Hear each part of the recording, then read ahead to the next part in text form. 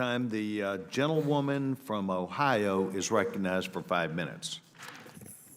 Thank you, Chair and Ranking Member, and our witnesses.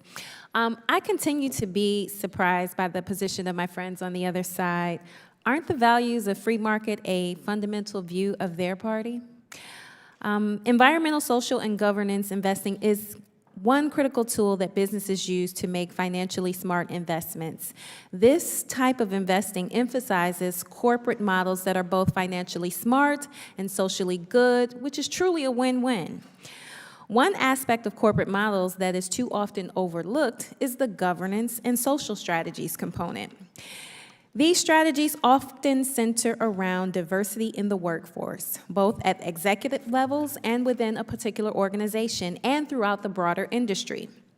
The inclusion of people of all Black backgrounds, especially those from marginalized communities, is an essential part of America's corporate success. We thrive as a nation when every one of us is empowered and has an opportunity to succeed. Diverse voices at the table make companies stronger and their products, goods, and services more inclusive and effective. According to a 2019 McKinsey analysis, companies in the top quartile for ethnic diversity on executive teams were 36% more likely to have above average profitability. Another study showed that employees are 5.4% more likely to want to continue working at a diverse company. Clearly, businesses have a moral obligation as well as a financial incentive to make sure there is a seat at the table for historically marginalized groups, but there is still so much work to be done. So Secretary Marshall or Secretary Reyes, do you know what percent of the 5,403 board members of Fortune 500 companies are women of color? Congressman, I do not. No, ma'am. The answer is 7%.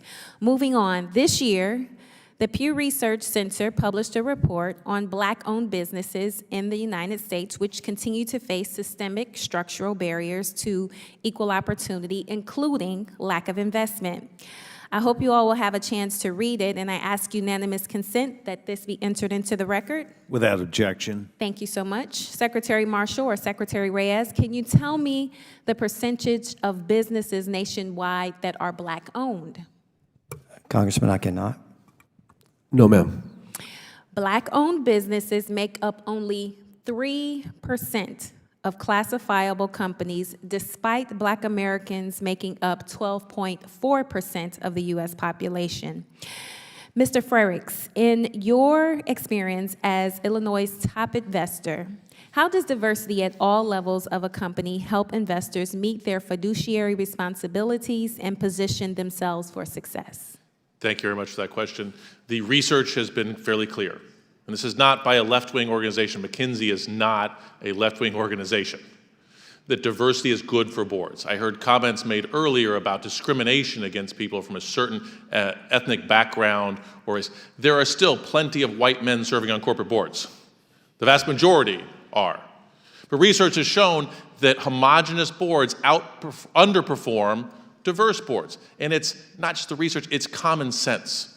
If you bring people from the same backgrounds, the same educational schools, the same cultural backgrounds together, you're going to find a lot of groupthink. A good board does well when there is discussion and back and forth and differences of opinions. And so diverse boards reduce groupthink and produce better results. Thank you. And I would say that that answer demonstrates the need for increased diversity, both within individual corporations and throughout the broader business sector. Yet, unfortunately, punishing companies for these private corporate choices has become an element of the Republican platform from DC to Disney.